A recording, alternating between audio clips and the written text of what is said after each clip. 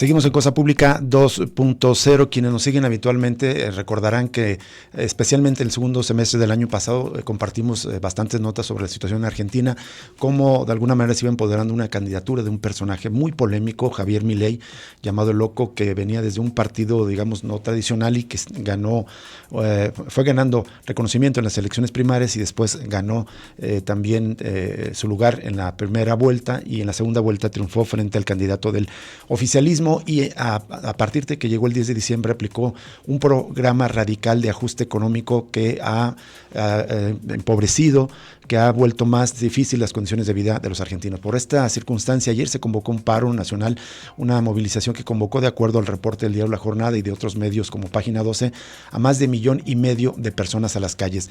Para hablar de este clima de movilización social y también de conocer quién es Javier Milei, le agradecemos enormemente a Federico Bonazo, escritor, músico, analista político, que nos tome esta llamada. Federico Bonazo es nacido en Argentina, pero radicado en México, como él mismo se ha presentado muchas veces, es un argenmex, pero que conoce muy bien la realidad de su país de origen. Federico, qué gusto tenerte aquí en Radio Universidad de Guadalajara. Hola Rubén, Jesús, un gusto saludarlos de aquí desde la Ciudad de México. Muchísimas gracias por atender esta llamada, Javier. Si quieres, comenzamos por lo más reciente de la movilización de ayer. ¿Qué información tú nos puedes compartir de esta movilización? ¿Quién la convocó? ¿Cuáles fueron las demandas centrales? ¿Y qué impacto podría tener en la situación social y política de Argentina, Federico? ¿Cómo no? Es la primera vez, o no la primera vez, es el regreso un poco de las fuerzas de los sindicatos, la CGT, que es la Confederación General del Trabajo Argentina, que agrupa a muchísimos sindicatos, que había estado un poco adormecida con una serie de retrocesos en derechos laborales y precarización laboral en los gobiernos pasados, sobre todo en el de Alberto Fernández, que tiene una afiliación peronista, pero que sin duda, con peronista le explicamos al auditorio que nos escucha, es esta facción política que está vinculada identitariamente a los derechos sociales y de la clase trabajadora, pero que en el gobierno pasado, kirchnerista de Alberto Fernández, fracasó en contener la inflación, fracasó en legislar a favor de la clase trabajadora y permitió que aumentara la pobreza, el desempleo y la precarización laboral. Esa situación dio lugar a lo que está ocurriendo, explica en mucha medida el advenimiento de un personaje como Milei. Y los sindicatos, que habían estado un poco lentos en reaccionar a esta pérdida de prestaciones de la clase trabajadora, organizaron por fin una movilización, un paro nacional que se vio ayer con, se dice, más de 1 millón de personas en la calle. Hay que ver bien ahora las cifras, cuáles son, pero fueron suficientemente muchos y numerosos los ciudadanos que acompañaron la convocatoria sindical. Incluso hubo partidos políticos también, el Frente de Izquierda, de la candidata a la presidencia en las últimas elecciones, Miriam Bregman, que tuvo desde siempre una postura muy crítica y muy dura con lo que significaría el advenimiento de un personaje como Milei al gobierno de la Argentina. Y en términos generales, compartir con tu auditorio la inquietud que tiene pues toda la parte decente del planeta Tierra cuando atestigua que en Argentina se está produciendo un laboratorio, un experimento social. Esto es un neoliberalismo reloaded, ¿no? Recargado. Si suficientemente agresivo había sido el que había implementado Menem en la década de los 90 y después el paso de Mauricio Macri por la presidencia en Argentina en este mismo siglo, había causado estragos en las medianas y pequeñas empresas y sobre todo en el bolsillo de las clases medias y sectores más populares en la Argentina. Lo que estamos viendo ahora es una apuesta de desregularización absoluta del mercado, con 2 paquetes muy alarmantes de medidas de gobierno. Uno es la ley ómnibus, que se está discutiendo en este momento en el Congreso, y otro es el decreto de necesidad y urgencia que mandó Milei, redactado evidentemente de manera comprobada por una serie de corporaciones que se verían beneficiadas con esta desregularización absoluta de la economía.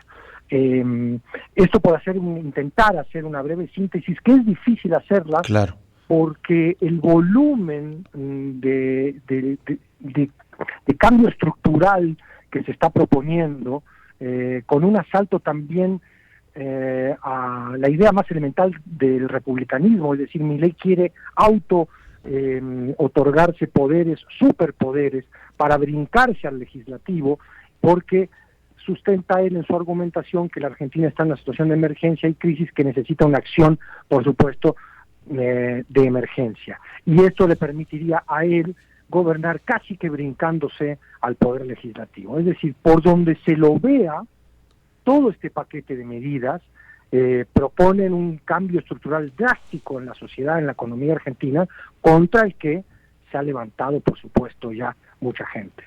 Dices, es un programa de neoliberalismo, Reloaded. ¿Es más radical, más profundo esta propuesta de privatizaciones, de regulación, ataque a programas sociales, ataque también a derechos sociales? Y me gustaría que te detuvieras en esto, si puedes, por favor, Federico. ¿Es más, digamos, radical que el que presentado por Menem y por Macri? Sí, lo es, porque viene acompañado de otras medidas que no habían estado presentes en los intentos, y algunos con éxito, de privatización que hicieron Menem y luego Macri, y luego de la Rúa. No hay que olvidar el paso por el gobierno de la Rúa, que fue el que generó la gran crisis del 2001, donde la Argentina, la población salió a la calle y tumbó 3 presidentes en una semana.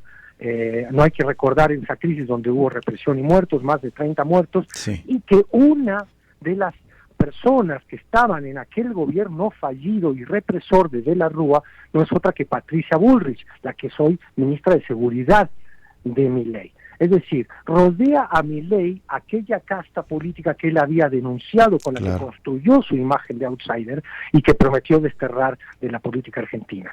Esta gente, los mismos de siempre, como Caputo, que es el ministro de Economía, que también tuvo que ver con Federico Sturzenegger en los planes privatizadores y en el endeudamiento de Macri, sobre todo en este feroz endeudamiento que hubo en el interregno entre los gobiernos kirchneristas por ahí del 2016 con Mauricio Macri, que generaron un endeudamiento histórico. La Argentina se endeudó por 45.000 millones de dólares, sí, en un delirio que se sigue pagando, cuyos costos sociales se siguen sufriendo en la actualidad. Entonces, la propuesta ahora es franca, abiertamente, y esto lo vimos en Davos, en la locución de Milei en Davos, ante los ojos atónitos de los allí presentes y del resto del mundo, porque nunca se había visto una declaración de guerra directa a la clase trabajadora, es decir, invertir históricamente a las víctimas y a los victimarios, y anunciar que la gente que trabaja, que se levanta a la mañana y necesita en este momento en Argentina de 2 o 3 trabajos para poder llegar a la canasta básica, son las víctimas al sindicalizarse, al exigir sus derechos, son los que tienen en jaque a las pobres corporaciones que se han visto afectadas por la idea socialista de un kirchnerismo que, bueno, tuvo 1000 defectos, pero jamás fue socialista. Fue también un gobierno absolutamente capitalista y muy neoliberal en una serie de aspectos. Entonces, hay un discurso delirante con una serie de medidas delirantes. Vamos a ponerle al auditorio un ejemplo. Por ejemplo, la derogación de la ley de tierras. ¿Qué significa esto? Que la Argentina se pone a venta. Sí. En este momento puede venir cualquier persona del mundo y si antes tenía un límite para comprar una cantidad de hectáreas y no lo podía hacer, por ejemplo, en las regiones costeras o limítrofes, ahora ya lo puede hacer. Esto está activo, este decreto de necesidad y urgencia, en este momento es vigente hasta que lo derogue o lo cuestione tanto el Poder Legislativo como el Poder Judicial. Entonces, démonos cuenta de lo que significa esto. Otro, la devaluación impacta en la inflación, los sueldos han perdido un 25-30% de su valor en una semana, pero los precios han subido. Entonces, bueno, mientras se condonan impuestos a los grandes empresarios como Galperín, que es el dueño del Mercado Libre, se le carga sobre las espaldas a los jubilados y a los asalariados el tremendo efecto de la inflación y de la devaluación.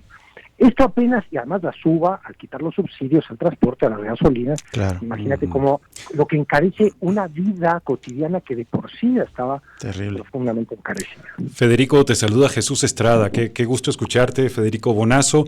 Quería preguntarte si ese decreto de emergencia, de urgencia, especial de urgencia, va de la mano con la ley Omnibus. Por ejemplo, ahorita lo que comentas, en el decreto va incluida la derogación de la ley de tierras, pero en la ley Omnibus viene incluido flexibilización de normas ambientales.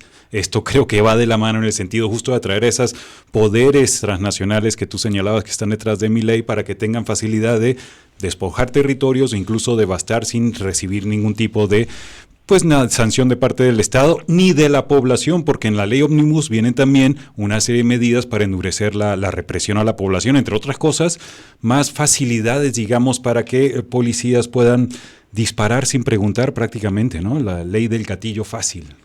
Así es, Jesús, te saludo también con mucho gusto. La combinación entre la afectación directa al poder adquisitivo, la afectación directa al mismo capital, porque este paquete de medidas, una que viene en bloque con el decreto de necesidad y urgencia y otro que es la ley Omnibus, en combinación representan una agresión social en diferentes ámbitos.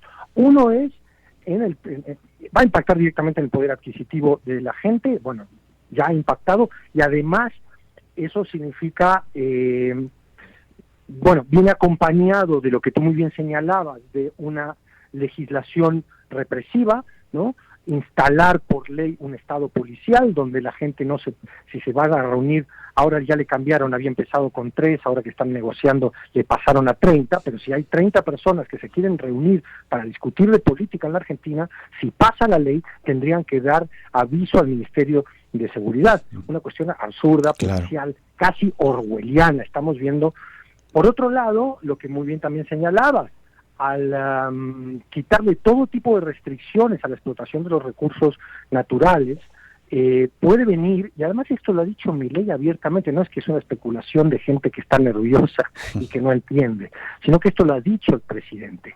Él está legislando para Starlink de su amigo Elon Musk directamente para que pueda llegar y comprar, por ejemplo, la agencia de satélites argentina, que no es deficitaria, es una agencia muy bien consolidada, con muy buen manejo técnico, que le da a Argentina cierta independencia en un tema crucial como es el de los satélites, y por eso le interesa a Elon Musk. También le interesa a Elon Musk el litio. No hay que olvidar, el auditorio no debe olvidar, que Elon Musk ha declarado abiertamente, esto tampoco es especulación, lo ha dicho él, que va a ir por el litio, aunque esto signifique promover, ayudar o estar de acuerdo con golpes de Estado en la región. Hemos visto a Laura Richardson, la jefa del Comando Sur de los Estados Unidos, declarar hace unos meses que los recursos de las regiones son estratégicos para Estados Unidos sin el menor pudor, porque vivimos la época de la falta del pudor, ¿no? Y Trump, Bolsonaro, Milei han instalado la falta de pudor como un valor político. Así es. Y después de haber declarado esto, Laura Richardson está de visita ahora en Ecuador, un Ecuador donde el Estado ha sido desafiado por el crimen organizado, circunstancia más que conveniente para el intervencionismo de los Estados Unidos. Así es. Un intervencionismo que en Argentina, si esto prospera, se les regalaría el territorio, se dirían, bueno, vengan, adelante, tomen la Argentina, es suya. Por eso hay tanta preocupación, indignación y movilización. Hay mucha gente que dice, oigan, pero si lleva un mes, denle chance de que gobierne. Ganó democráticamente. Sí, no, se le da chance de que gobierne, pero si él sigue prosperando, la Argentina deja de ser la Argentina tal y como la conocíamos. Por supuesto. Por eso el mundo atestigua con enorme preocupación este laboratorio social en que se ha convertido la pobre nación argentina. Federico Bonazo, nos interesaría charlar más contigo, pero tenemos que hacer una breve pausa para identificar la estación. ¿Nos podrías aguantar minuto y medio y continuamos la charla? Sí. Gracias. Sí. Volvemos después de este breve corte.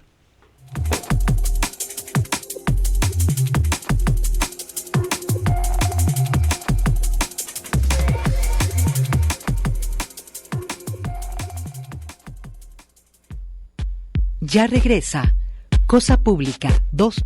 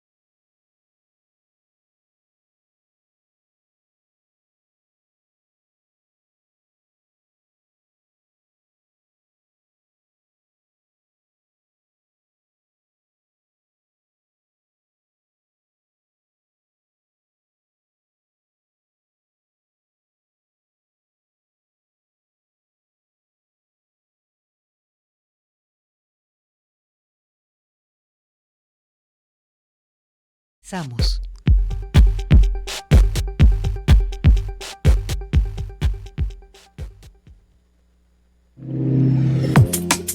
Seguimos en Cosa Pública 2.0 en Radio Universidad de Guadalajara y seguimos también en la línea telefónica. Le agradecemos la paciencia a Federico Bonazo, escritor, músico, analista político, quien nos está compartiendo justamente su lectura muy certera, muy concisa, muy clara de lo que está ocurriendo en Argentina. Ya lo describiste, Federico, y me parece que así es un laboratorio social en el que se quiere prácticamente poner a remate los bienes, el trabajo de todos los argentinos, regalarlo prácticamente a las corporaciones.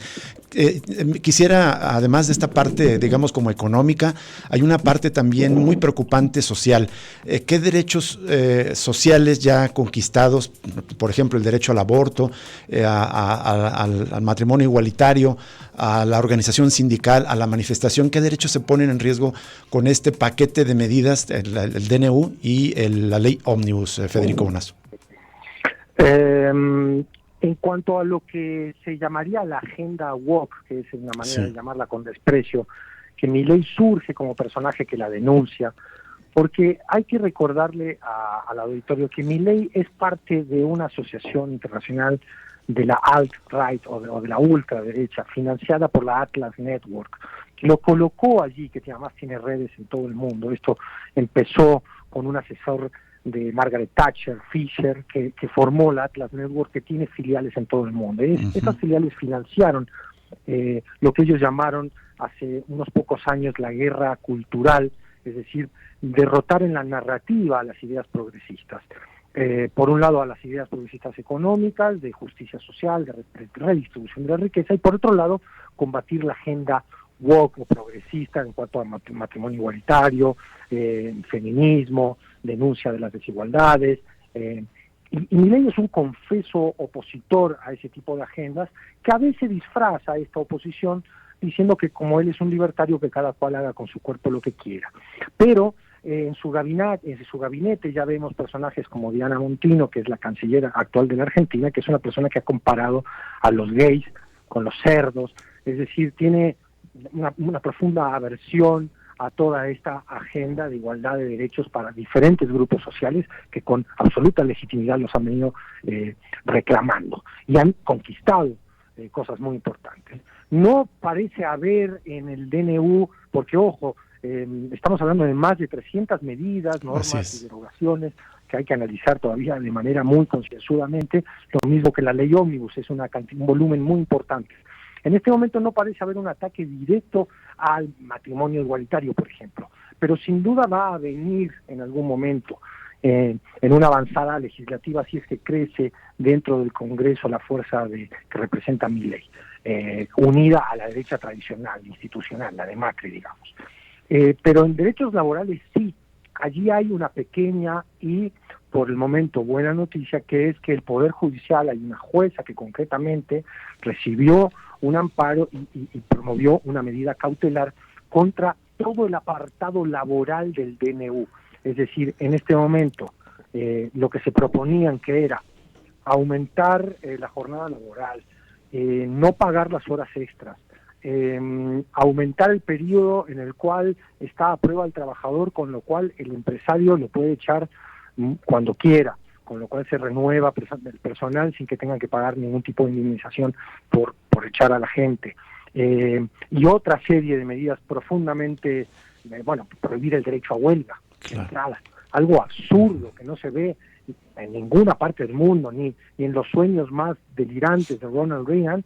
Los Estados Unidos hubiera podido avanzar una agenda antilaboral como la que quiere avanzar Milei. Bueno, eso no ha ocurrido porque hay, repito, una jueza, el Poder Judicial ha actuado y ha detenido, pero como sabemos los procesos son complicados porque a la vez el gobierno puede contestar con una nueva medida, en fin. Lo que estamos viendo, para explicarle también al auditorio todo este caos y lío que hay, es una serie de amenazas, algunas se están concretando y otras no. Y algunas están siendo discutidas por un Congreso que hoy se ha dividido en dos facciones eufemísticas, digamos. Una son los dialoguistas, es decir, hay un sector del antiguo y tradicional Partido Radical que quiere discutir estas medidas, por supuesto, todo el bloque de Macri está de acuerdo con ella, Así es. y el peronismo, el kirchnerismo y el Frente de Izquierda están en contra. Entonces, en esa pulseada entre los que rechazan íntegramente el DNU y la ley Ómnibus y los que quieren dialogar parte por parte de las mismas, se encuentra en este momento el Congreso de la Nación Argentina. Pero es muy preocupante porque el DNU está vigente. Aunque solo una de las cámaras, la de senadores o diputados, decida aprobarlo, pasa a ser vigente. Terrible. Y entonces eso generaría, la instalación de muchas de estas medidas tan alarmantes. ¿Podría recurrirse por anticonstitucional el DNU, no? Desde luego, esa es hay muchas de las medidas propuestas en el DNU que son de talante absolutamente anticonstitucional. O sea, no puede relevar el Poder Ejecutivo al Legislativo. Es decir, la argumentación jurídica es hasta elemental y diríamos fácil. El problema es político más que jurídico, porque si, como yo te comentaba, ciertas facciones en el Congreso dejan pasar versiones, aunque fueran moderadas, de estas propuestas, nos enfrentaríamos ante un cambio muy radical. La más importante de ellas en términos republicanos es los superpoderes. Milei ya había pedido 2 años con posible prórroga a 4 y ahora dijo, no, nada más les pido 1 con posible prórroga a 1 más. Si a Milei le das 1 año de poderes especiales, porque la Argentina supuestamente está en una crisis que amerita que semejante loco tome el control del Estado y lo modifique a placer durante 1 año, nos enfrentaríamos a un escenario muy, muy dramático. Terrible. Pero hay que decirle también a la gente que nos escucha que la resistencia de la sociedad argentina va a ser enorme, como ya se vio el día de ayer. El día de ayer. Federico Bonazo, ya prácticamente nos queda menos de 2 minutos, pero sí quería conocer tu opinión acerca de algo que ya has mencionado en otras entrevistas, esta apropiación del lenguaje. Una de las cosas que más me chocan es que él se reclame libertario, es un término que más bien identificamos con las corrientes anarquistas, y él es el más recalcitrante derechista y capitalista. ¿Cómo ha ocurrido esta reapropiación del lenguaje? Bueno, ese es un tema fascinante, que da para muchísimo, la síntesis que puedo hacer al respecto, y que es una pelea en la que estamos varias personas, yo desde mi modesta trinchera en redes sociales, y algunos filósofos como Fernando Buenabad, gente que estudia el tema de manera muy, muy concienzuda y hace mucho tiempo, es la apropiación del lenguaje, bien lo has dicho tú, es decir, la tergiversación de ciertos términos que identifican valores fundamentales de la sociedad, digamos democracia. Hoy vemos que la palabra democracia está siendo incautada por la oposición en México. La democracia no le pertenece solo a Xóchitl Gálvez, para poner un ejemplo. Así es. También le pertenece a Morena, es decir, hay muchísimos militantes que están en Morena que históricamente han peleado por la democracia en este país. Entonces, la apropiación de ciertos términos ante una discusión pública, un electorado, puede engañar, como pasó con Milei, de que de golpe cierta facción política representa esos valores. Si Milei representa la libertad, ¿no? Si Beatriz Pajés representa la libertad de expresión aquí en México, o Xóchitl Gálvez representa ella sola la democracia, empezamos a perdernos, ¿no? Son valores compartidos que hay que cuidar, conservar, el valor republicano es uno de ellos, ¿no? Que tenemos que cuidar y conservar como ciudadanos. Son conquistas sociales que están en peligro de retroceso ante estos personajes totalitarismos que estamos Así es. viendo. Federico, lamentablemente se nos agotó el tiempo. Si nos permite, seguimos en contacto contigo más adelante. Ha sido un gusto charlar contigo, que aceptaras conversar con nosotros, y seguimos en contacto. Un abrazo, Federico. El gusto ha sido mío, un gran abrazo por usted. Hasta mañana, nos despedimos. Hasta luego.